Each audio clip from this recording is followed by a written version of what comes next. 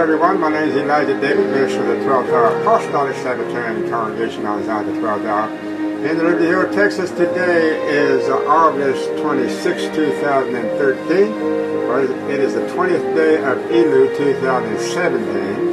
We will start our first service today with a song entitled Softly and Tenderly. Softly and tenderly Yahshua is calling, calling for you and for me. See on the portals he's waiting and watching for you and for me. Come home, come home. You are really come home. Honestly, tenderly, Yahshua is calling, calling us sinner, come home. Why should we tarry when Yahshua is pleading for you and for me? Why should we linger and heed not his mercy? Mercy for you and for me. Come home, come home. You really come home. Earnestly, tenderly, Yahshua is calling, calling us and her, come home. Time is now fleeting, the moments are passing from you and from me. Shadows are gathering, deathbeds are coming, coming for you and for me. Come home, come home. You are really come home. Earnestly, tenderly, Yahshua is calling, calling us sinner, come home. Oh, for the wonderful love he has promised, promised for you and for me. Though we have sinned, he has mercy and pardon, pardon for you and for me.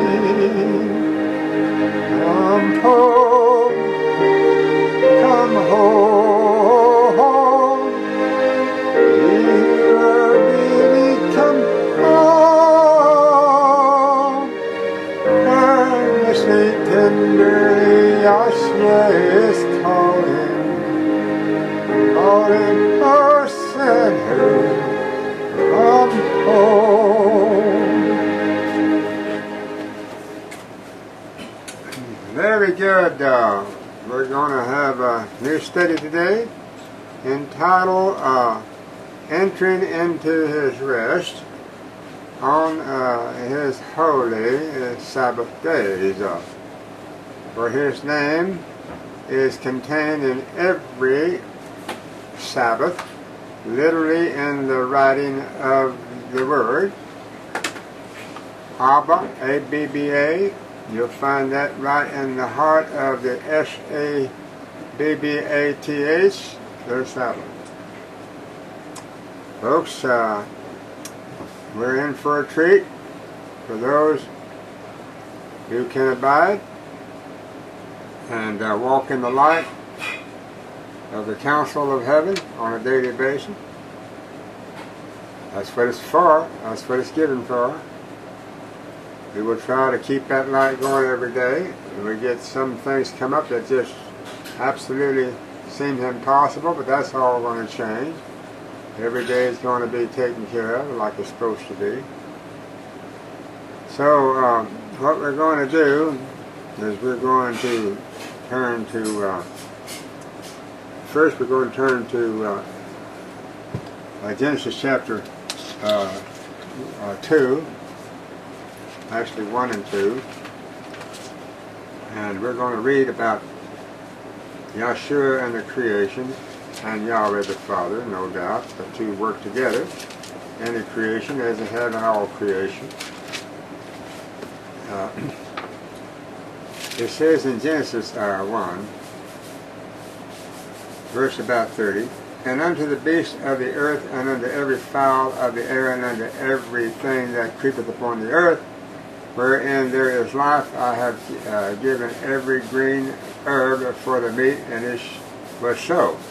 And Elohim saw everything that he had made, and behold, it was very good. And the evening and the morning were the 6th day. Thus the heavens and the earth were finished. And notice it said heavens, H-E-A-V-E-N-S. Now, what are the heavens for if not to contain life in them?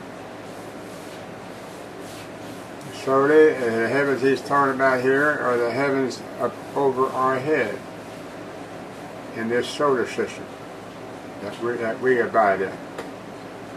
In this solar system we have at least 11 other planets matching the 12 sons of Jacob in the heaven. And those planets are called stars. And so in Genesis chapter 2, it says, thus the heavens and the earth were finished, and all the host of them, that's the stars. And on the 7th day Elohim ended his work which he had made, and he rested on the 7th day from all his work which he had made. Okay, now, what does it mean to rest on his holy day? Well, the 7th day had a 24-hour period, just like the first 6 days had. And so therefore, it says, Yahweh the Father is going to enter into his rest on the 7th day Sabbath. And so, why is that? Is because he's inviting all of his children here on earth, the believers, to meet with him at the beginning of the Sabbath. So going down to the sun, he's asking all of his people to meet with him and enter into his rest with him. Now, keep in mind, he's inviting you to enter into his rest. Now, if you don't show up at the time that he starts his rest, then the invitation is off. And you can't decide, well, I'll wait till when the sun comes up in the morning, and that's the second half of the day. The first half of the day is already passed from the evening before. You can't go to bed and say, well, I'll wait for the morning and I'll keep the Sabbath then. No, that won't work. Because it won't get your name placed on the Lamb's Book of Life, and it won't get you the 3 seals mentioned there in Revelation 3:12. And that's the destination, New Jerusalem. And that's the name of the Father's name. And a glorious name containing Yahshua's new name. It won't get you those 3 seals that you have to have. So now, in Isaiah 58, let's turn to it, and let's read verse about 12 through 14. It says, now, and they shall be And they that shall be of thee shall build the old waste places. Thou shalt raise up the foundations of many generations. And thou shalt be called the repairer of the breach, the restorer of paths to dwell in. If thou turn away thy foot from the Sabbath, from doing thy pleasure on my holy day, and call the Sabbath a delight, the holy of the Yahweh honorable, and shalt honor him, not doing thine own ways, nor finding thine own pleasure, nor speaking thine own words. Then shalt thou delight thyself in the Yahweh, and I will cause thee to ride upon the high places of the earth, and feed thee with the heritage of Jacob thy father, for the mouth of Yahweh hath spoken. Now, what does it say? In verse 13 again, let's read it. If thou turn away thy foot from the Sabbath, from doing thy pleasure on my holy day, and call the Sabbath a delight. The holy of the Yahweh honorable, and shall honor him, not doing thine own ways, nor finding thine own pleasure, nor speaking thine own word. Now, how does that smack? Let's go to now, let's go to Deuteronomy 16:16. Let's read something there. It says that 3 times in a year shall all the males appear before the Yahweh thy Elohim in the place which he shall choose, in the feast of the unleavened bread, and in the feast of the weeks, which is your Pentecost, and in the feast of the tabernacles, which is at the atonement time of the year. That's right after the atonement on the 5 days before, on the 10th day of the 7th month. And they shall not appear before the Yahshua, the Son, empty. But he's a high priest that they're appearing before. They're in the sanctuary, representing our case before the Father, which is in the most holy place. So Yahshua is in the first apartment. He's the one nearest to us. The Father is in the second apartment behind his Son, Yahshua, in the sanctuary on that day of the atonement. So therefore, it says, we shall not appear before him empty. Every man shall give as he is able, according unto the blessing of the Yahweh thy Elohim, which he hath given thee. Now, not only 3 times in a year, where he chooses to place his name, for sure, or you to come up. And if you don't make your appearance on those 3 specific days, and that's the Passover, Pentecost, and the Atonement. Now, with the Atonement goes 7 days of the Feast of Tabernacles. So between the new moon of the 7th month, 10 days later you have the Atonement. You have a 7th-day Sabbath in between the new moon and the Atonement. And then you have you very well have a 7th-day Sabbath between the Atonement and the first day of the Feast of Tabernacles, which comes 5 days later.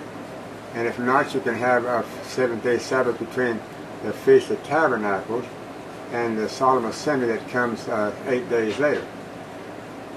So you can have as many as 6 holy days in the month, in the 7th month. And each one of those holy days has to be kept at their appointed time. And if you miss one of those holy days and disrupt it, or in any way discredit it, then you're doing the same thing to all the holy days. You keep them all alike, sacredly, from even to even. So now, what are we talking about? We're talking about consecrating a people for Yahweh's service. And the only way you can do this is you have to keep his Sabbath day holy. 7th-day Sabbath. That's your first one that you're admonished to keep. 7th-day Sabbath. Now the new moon was created on the 4th day of creation week, and it's a Sabbath day today. Okay? It was a Sabbath day then. But because man hadn't been created, there was no need to call for a worship on that new moon Sabbath, except for the heavenly host and for Yahshua and the Father. But the Yahshua and the Father, they were working together 6 days of creation week to create the heaven and the earth. But the new moon is Holy Sabbath Day, once a month. Okay. Now, let's go to a symbolic code, number 13, by the V.T. Harter. And let's learn some more about this observance of the Sabbath. It says 13 symbolic code, number 5. The Sabbath is a golden clasp that unites Elohim and his people. But the Sabbath command has been broken. Elohim's holy day has been desecrated. The Sabbath has been torn from its place by the man of the sin. And a common working day has been exalted in its stead. A breach has been made in the law, and this breach is to be repaired. The true Sabbath is to be exalted unto its rightful position as the Elohim's rest day. In the 58th chapter of the Isaiah is outlined the work which the Elohim's people are to do. They are to magnify the law and make it honorable for the building up of the old waste places. First thing now you have to do is magnify the law by perfecting the Sabbath day. This is how you magnify the law. It is by perfecting the 7th day Sabbath and coming into his rest. At the time that Yahweh the Father enters into his rest on the Sabbath, no doubt when he entered into his rest, his Son entered into his rest with him. But it says in Mark 2:27-28 that Yahshua is also master of the Sabbath. And to raise up the foundations of many generations. To those who do this work, Elohim says, thou shalt be called the repairer of the breach, the restorer of paths to dwell in. If thou turn away thy foot from the Sabbath, from doing thy pleasure on my holy day, and it says, and call the Sabbath a delight, the holy of the Yahweh and Yahshua honorable, and shall honor him, or both of them, not doing thine own ways, nor finding thine own pleasure, nor speaking thine own words. Then shalt thou delight thyself in the Yahweh, and I will cause thee to ride upon the high places of the earth, and feed thee with the heritage of Jacob thy father, for the mouth of the Yahweh has spoken. Verses 12-14. Now folks, all we have to do for openers, for beginning, is to perfect the 7th day Sabbath. There's a promise, yes, for the Sabbath question is to be the issue in the great final conflict in which all the world will actually part. Men have honored Satan's principles above the principles that rule in the heavens. Now it says, they have accepted the spurious Sabbath, that's Sunday, which Satan has exalted as a sign of his authority. But Elohim has set his seal upon his royal requirement. Each Sabbath institution bears the name of its author. The ineffaceable mark that shows the authority of each. It is our work to lead the people to understand this. We are to show them that it is of the vital consequence whether they bear the mark of the Elohim's kingdom or the mark of the kingdom of the rebellion, where they acknowledge themselves subjects of the kingdom, whose mark they bear. Elohim's call us to uplift the standard of his downtrodden Sabbath. How important then that our example in the Sabbath keeping should be right. Testimony Volume 6, page 351 and 353. From time to time, questions have come in to this office regarding a very important aspects of the Sabbath. Before his death, Brother Harteth prepared material in question and answer form for a tract dealing with the subject of the Sabbath. Since it was never published, and since it is important that we have a thorough understanding of the Sabbath truth, the Code takes pleasure in the introducing of a series of the question and answer articles taken from the tract material. For the question to be discussed in this issue is the Sabbath, what it is, when is it, or for whom is it? A truth seeker writes, I am sending you literature on the seemingly scriptural doctrine that the Bible Sabbath falls on a Friday, not on a Saturday, nor on Sunday. It looks to me unanswerable. Please give me a strictly biblical reply. Okay. Now here's a person asking for a strictly biblical reply. So, it sounds like that this person would accept the truth if you could make it clear to him.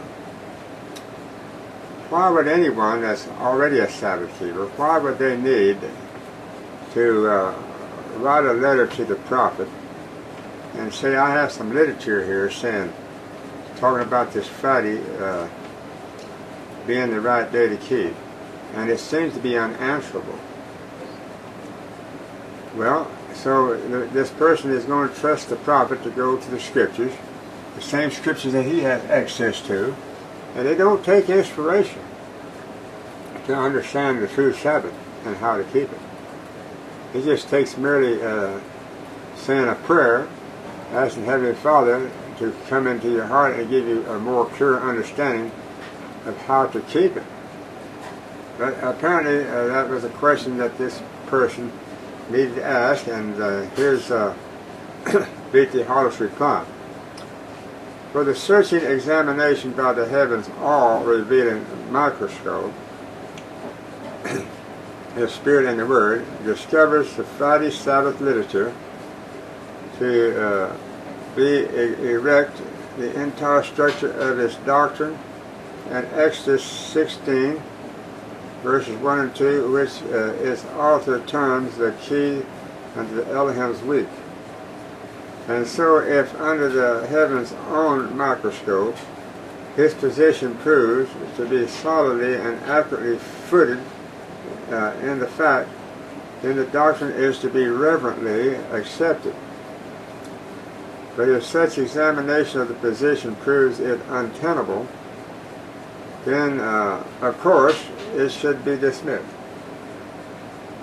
Since the position is based on the Exodus 16, 1 to 12, we quote those verses. And they took their journey from the Elam, and all the congregation of the children of the Israel came unto the wilderness of the Sin, S-I-N, which is between Elam and Sinai. Now, there is different wildernesses out there in the great big wilderness. We have discovered one here, wilderness with the name of Sin. It's in between Elam and Mount Sinai. On the 15th day of the second month, after their departing out of the land of the Egypt, And the whole congregation of the children of the Israel murmured against Moses and Aaron in the wilderness, and the children of Israel said unto them, Would unto Elohim we had died by the hand of the Yahweh in the land of Egypt. It's actually by the hand of Yahshua. When we sat by the flesh pots, and when we did eat bread to the full, for you have brought us forth into this wilderness to kill this whole assembly with the hunger. Then said the Yahweh unto Moses, Behold, I will rain bread from the heaven for you. And the people shall go out and gather a certain rate every day, that I may prove them whether they will walk in my law or no. And it shall come to pass that on the 6th day they shall prepare that which they bring, and it shall be twice as much as they gather daily. And Moses and Aaron said unto all the children of the Israel, At even then you shall know that the Yahweh hath brought you out from the land of the Egypt. And in the morning then you shall see the glory of the Yahweh. Okay. Now, what is the glory of the Yahweh? Well, let's don't do it wrong. A person say, well, that's the Son. The Son is the glory of his Father. No. It says that when the Son of Man comes in the throne of his glory, in the clouds of the heavens, then shall he sit upon the throne of his glory. So this is the glory of the Yahshua, because he's sitting as a judge upon his throne. Okay. For that he heareth your murmurs against the Yahshua. Now they're murmuring against Yahshua because the children of Israel, when they first were introduced once again to their Creator, Yahweh the Father, who were they introduced to? Moses introduced them to Yahshua, the co-creator. That without Yahshua, the children of Israel would not have been created. So he's introducing, Moses is just introducing Yahshua to them up front. And this is the only one that they know. They don't know Yahweh the Father. They only know Yahshua. And what does Yahshua say? If you have seen me, you've seen the Father. If you know me, you know my Father also. Yahshua is the one sent to get the job done, so he's the one that the focus is on. He's the one that they're communicating with on a daily basis. Let's continue. And what are we that ye murmur against us? And Moses said, This shall be when the Yahweh shall give you in the evening flesh to eat, and in the morning bread to the full, for that the Yahshua hears your murmurs, which you murmur against him. The Yahshua came to supply all their needs coming out of Egypt. Cloud by day for protection, and a cold from the storm at night, and a wall of fire around them when the enemy comes to try to recapture them like Pharaoh and his army did, and to raise up springs of living waters in the desert, causing whole rivers to flow, to water thousands upon thousands of cattle and people, and millions of people. Out in a parched desert, just a plain parched desert, all of a sudden there appears a river flowing nearby, just like that. And as soon as the cattle and the people got through getting all the water that they needed, and they were admonished to move on, and that cloud is moving on, that river just disappeared. Folks, that's the kind of help I want at all times. Your murmurings are not against us, but against the Yahweh. And Moses spake unto Aaron, say unto all the congregation of the children of Israel, come near before the Yahweh, for he hath heard your murmurings. And it came to pass as Aaron spake unto the whole congregation of the children of Israel, that they looked toward the wilderness, and behold, the glory of the Yahshua appeared in the cloud. Now, isn't this amazing? The glory of the Yahshua appeared in a cloud. Now, this compels me then to go to read about that in Matthew 25, 31, 32. Again,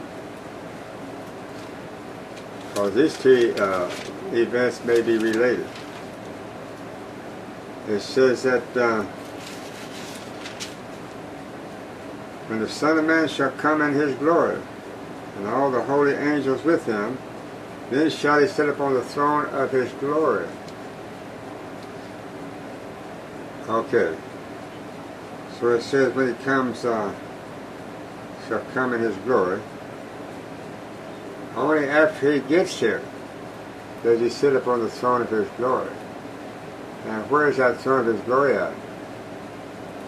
That throne of his glory is in the house of David.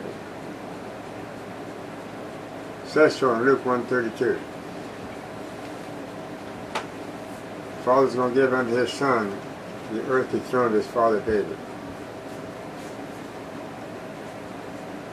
And it says in Matthew 25:32, and before him shall be gathered all nations. And he shall separate them one from another, as a shepherd divideth his sheep from the goats. And he shall set the sheep on his right hand, but the goats on the left. Then shall the king say unto them on his right hand, come ye blessed of my Father, inherit the kingdom prepared for you from the foundation of the world. For I was an hungered, and you gave me meat. I was thirsty, and you gave me drink. I was a stranger, and you took me in. Naked, and you clothed me. I was sick, and you visited me. I was in prison, and you came unto me. Then shall the righteous answer him, saying, Master, when saw we thee an hungered, and fed thee, or thirsty, and gave thee drink? When saw we thee a stranger, and took thee in, or naked, and clothed thee? Or when saw we thee sick, or in prison, and came unto thee? And the king shall answer and say unto them, verily I say unto you, insomuch as you have done it unto one of the least of these my brethren, you have done it unto me. Then shall he say also unto them on the left hand, depart from me, you cursed, into everlasting fire, prepared for the devil and his angels. For I was hungered, and you gave me no meat. I was thirsty, and you gave me no drink. All right. So what are we learning? We're learning about when Yahshua comes, he's going to execute judgment and justice upon the people. Now, I had a dream last night, and that's what led to this sermon today. Yesterday, traveling down the highway, my wife was driving, and I had a shepherd's rod book, and I asked the Yahweh to give me a message from the shepherd's rod book, and I arbitrarily opened it up right to a subject of the necessity for the sealing. And it began talking about Isaiah 27 as being the chapter that B.T. Hall was going to deal with that, starting the sealing. So I read it, and I said, this is really good. And so I earmarked it and brought it home. And last night, sitting at my desk, I'd forgotten all about that, the shepherd's rod, that I was going to come home and review that Isaiah 27. I'd forgotten all about it. And so my big Bible was laying there on the corner of my desk, and I said a prayer, and I said, Yahweh, give me a message at this time from the Scriptures. And I reached over and got my Bible, with my eyes closed, and I was saying a prayer all the time, and I put my Bible in front of me, and with my eyes closed, praying to Yahweh, I opened my Bible, and my Bible was upside down. But I opened it up to Isaiah 27. So I said, well, thank you, Heavenly Father. Apparently you meant business, but you want me to understand this Isaiah 27 a little bit better. But I also opened up in my Bible the whole chapter of Isaiah 25, 26, and 27. 27 was the last one. It didn't have a few verses, but it was there looking at me. And so the Holy Spirit impressed me to read chapters 25, 26, and 27. So in doing so, we're having discussions and meetings here on this ground with the strangers that's within our gate, not wanting to comply fully with the requirements for staying here. And so we're having meetings, and we're going to get it absolved. Meanwhile, Yahweh has given me this information from the Scriptures, and I found out that Isaiah 26 is where the meat of our message is at. And so I'm going to read it to you, but first I'm going to read you Isaiah 26:10 and Isaiah 26:20. Then I'm going to go back and read the whole chapter. First we'll start with verse 10. Let favor be showed unto the wicked, yet will he not learn righteousness in the land of the uprightness. Will he deal unjustly, and will not behold the majesty of the Yahweh. Okay. So what is it talking about here? Let favor be showed unto the wicked. Well, the Bible teaches me clearly that those that rejects truth, but they have another form of religion that they believe is truth, just because they believe it's the truth, don't make it the truth, and they don't do anything to sanctify them. So they're classified as wicked or heathen. Okay.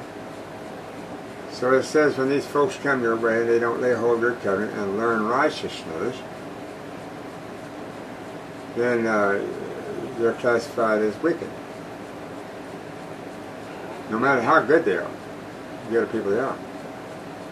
Let favor be showed unto the wicked, yet will he not learn righteousness. Now, what does it mean to learn righteousness? Something you have to learn. It says in Psalms 119, verse 142, thy righteousness is an everlasting righteousness. This is David talking about Yahshua.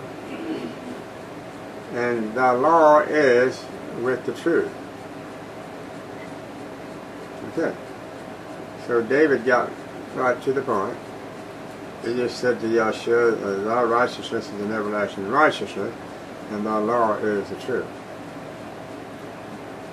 Then it says in Isaiah 26 verse 20, come my people, enter thou into thy chambers, and shut thy doors about thee. Hide thyself as it were for a little moment, until the indignation be overpassed.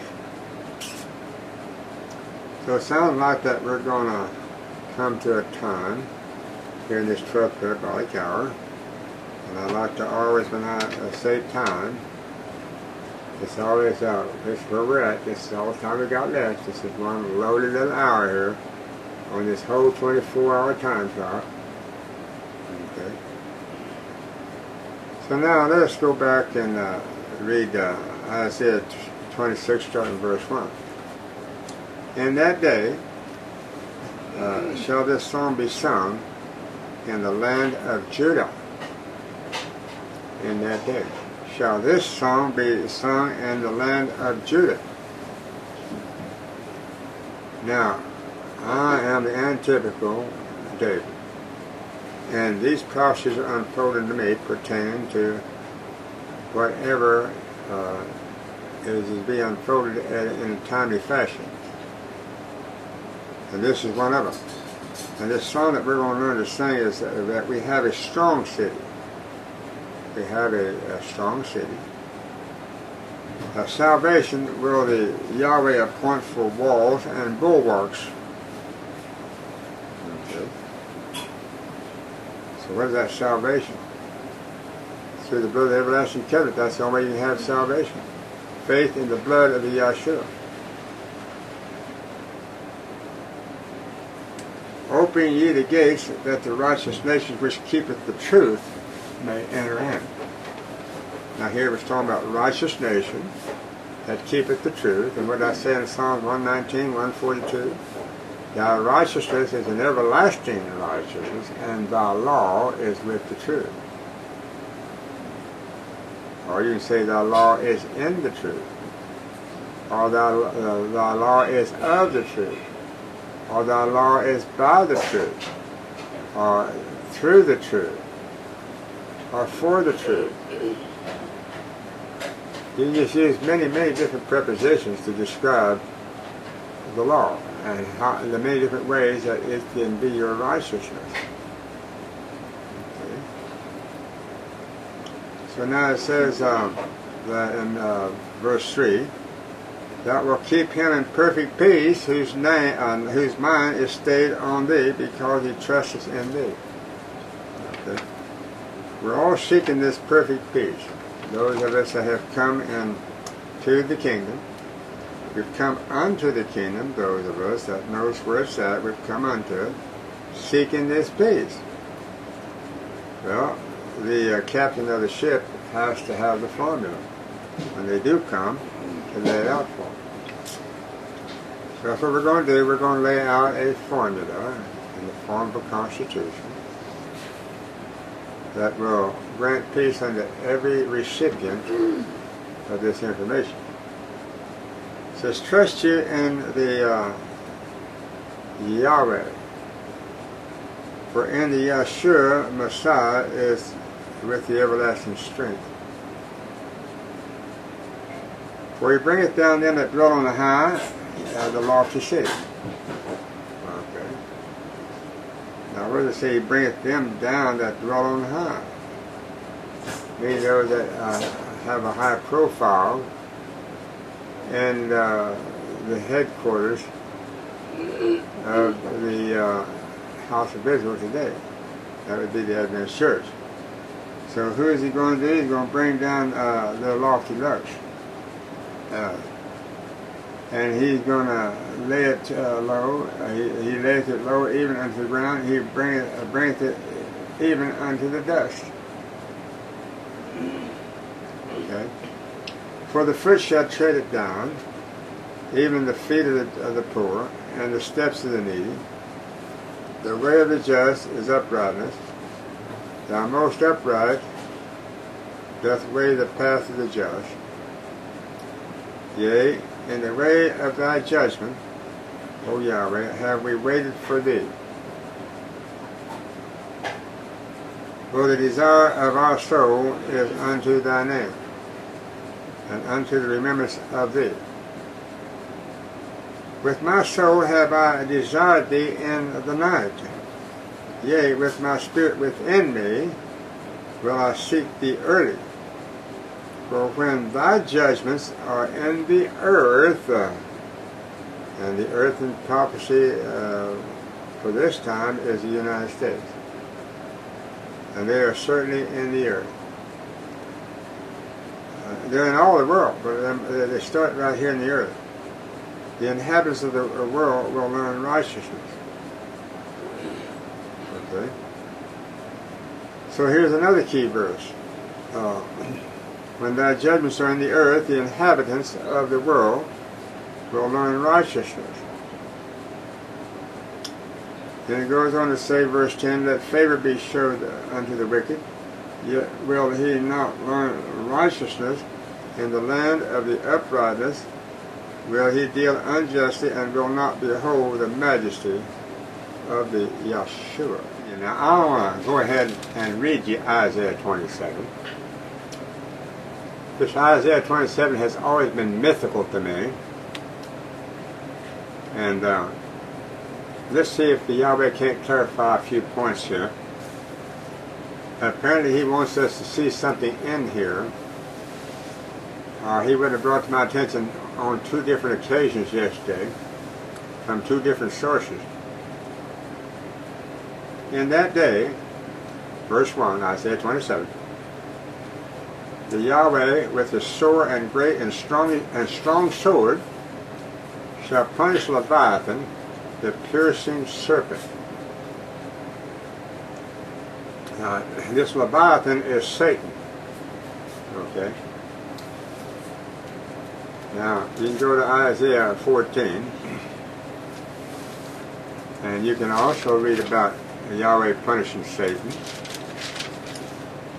And that's about Isaiah 14, about 12. It says that, how art thou fallen from heaven, O Lucifer, son of the morning? How art thou cut down unto the ground, which did weaken the nation? For thou hast said in thine heart, I will ascend into the heaven. I will exalt my throne above the stars of the Yahweh. Now, why does it mean I exalt my throne above the stars of the Yahweh? Remember I read to you earlier about where he said he created the heavens and the earth and the stars also. Remember I told you that it was in this solar system that he did this for this planet here. And that there were at least 11 other planets in this solar system that are pointed out by the 12 sons of Jacob. And I believe it's in Genesis 37. So now this is what Lucifer is saying. Now the stars in these last days that are represented in the purified kingdom would be the saints, the 144,000. Satan tried to prevent the 144,000 from coming forth because they're going to be Yahshua's army and governmental body and judgment office to judge all the 12 tribes of Israel, their brethren. So Lucifer sees this.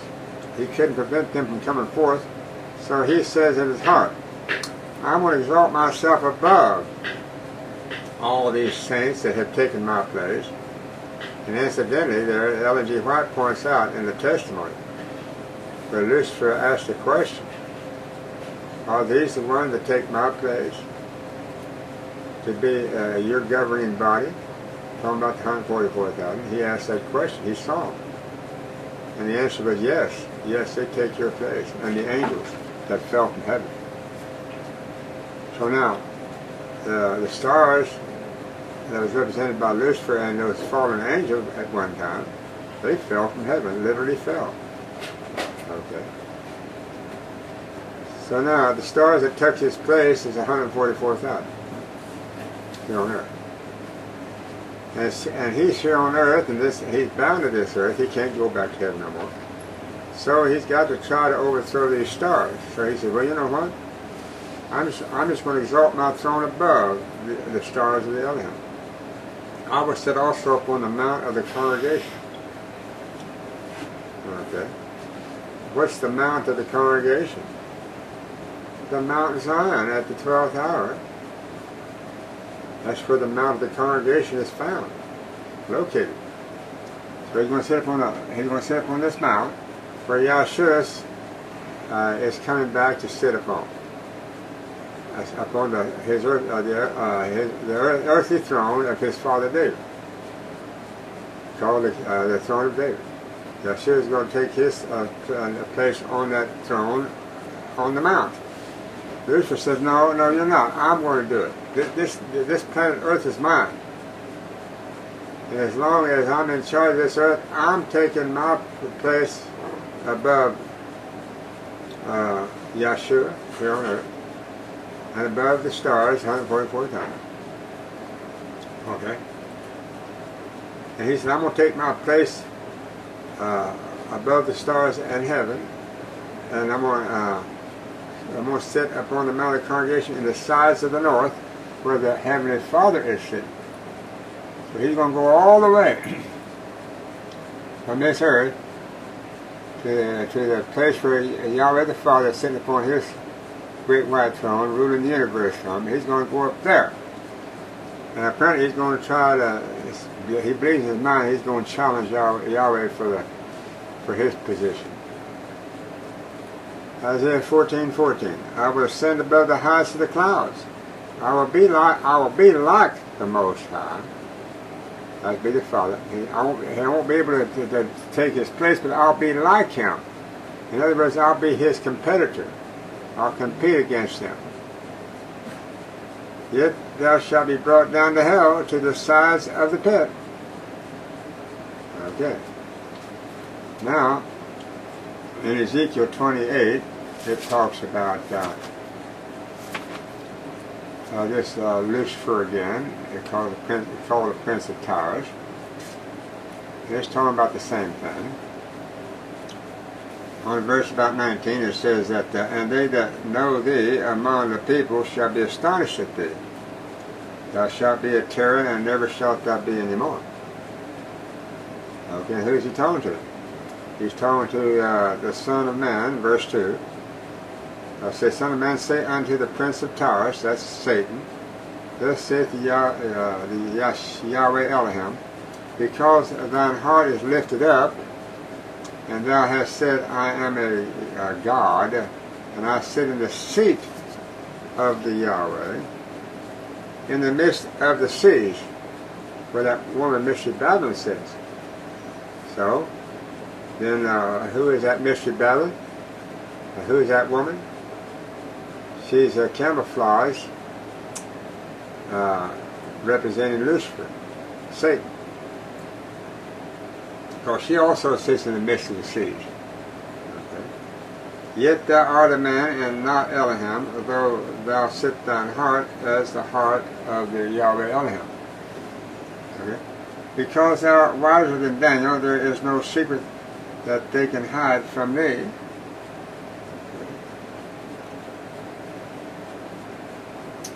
It says, with thy wisdom and with thy understanding thou hast gotten thee riches. Now, what gets you riches here on this earth, the right kind of riches, is wisdom and understanding. When you get wisdom and understanding, that's what gets you riches. By thy great wisdom and by thy traffic hast thou increased thy riches. And thy heart is lifted up because of thy riches, because you have possession of so much wealth of this world.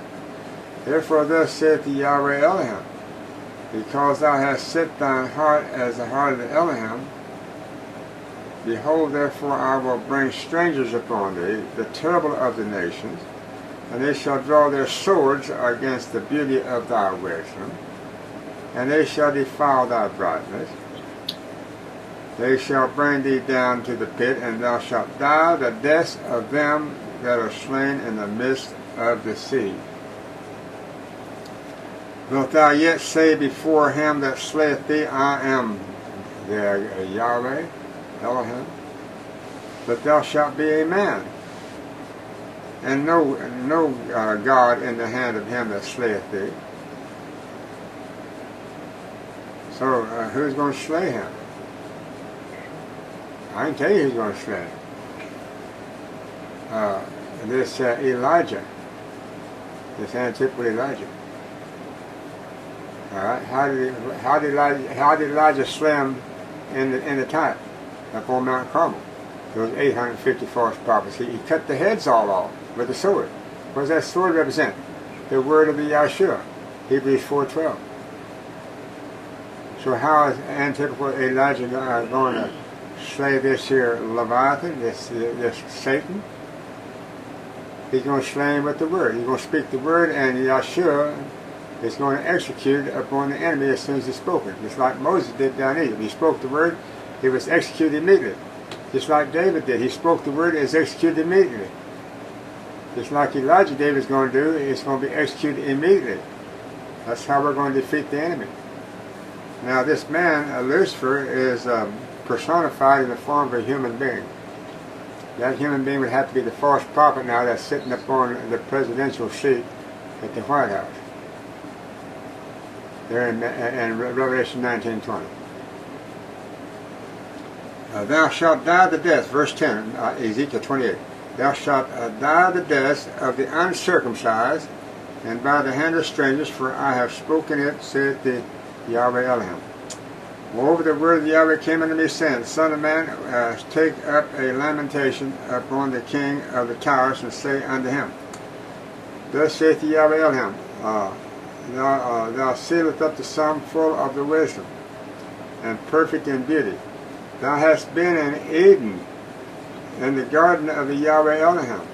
Every precious stone was thy covering, the sardius, topaz, and the diamond, the beryl, the onyx, and the jasper, the sapphire, the emerald, and the carbuncle, and gold. The workmanship of thy tabrets and of thy pipes were prepared of thee in the day that thou wast created. Thou art the anointed cherub that covereth, and I have set thee so. We got about a minute left here in our sermon. Thou wast upon the holy mountain of the Yahweh. Thou hast walked up and down in the midst of the stones of the fire. Thou wast perfect in thy ways from the day that thou wast created, till iniquity was found in thee. Folks, we're all perfect from the day we were created until iniquity is found in us.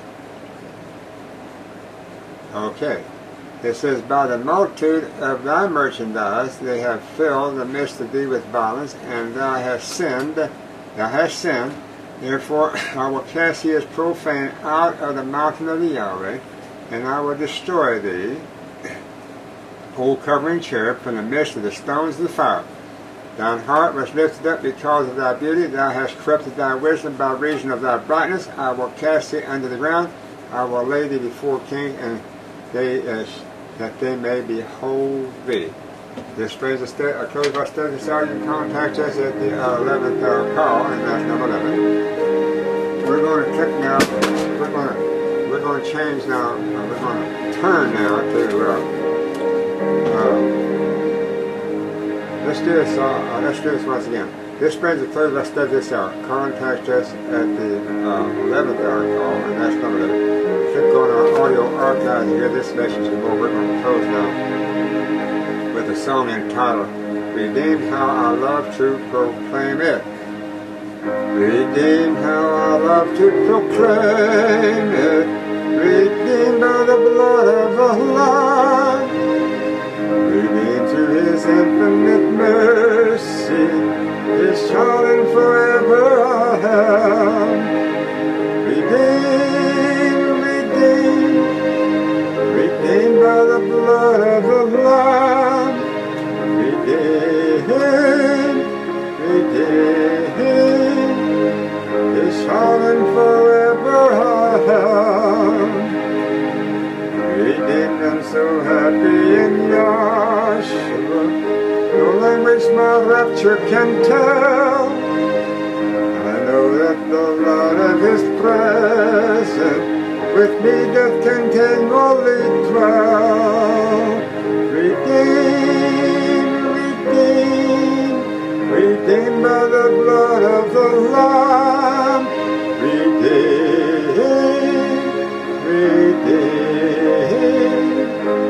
His child and forever I am. I think of my blessed Redeemer. I think of him all the day long. I sing, for I cannot be silent. His love is the theme of my song. Redeemed by the blood of the Lamb.